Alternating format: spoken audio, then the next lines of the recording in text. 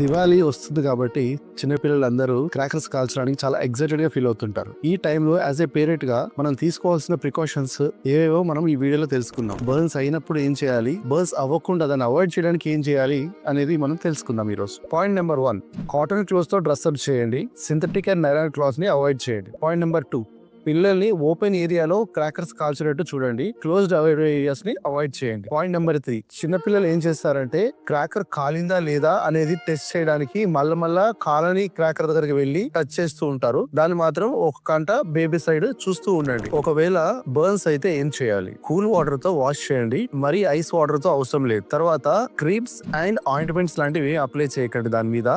ఒకవేళ బర్న్స్ చాలా డీప్ గా ఉంటే మాత్రం నియర్ బై హాస్పిటల్ కి చూపించండి. Stay safe. మీకు మీ ఫ్యామిలీకి wishing A happy Diwali. This is doctor Anil Kumar, Tejas hospital, Hayath Nagar.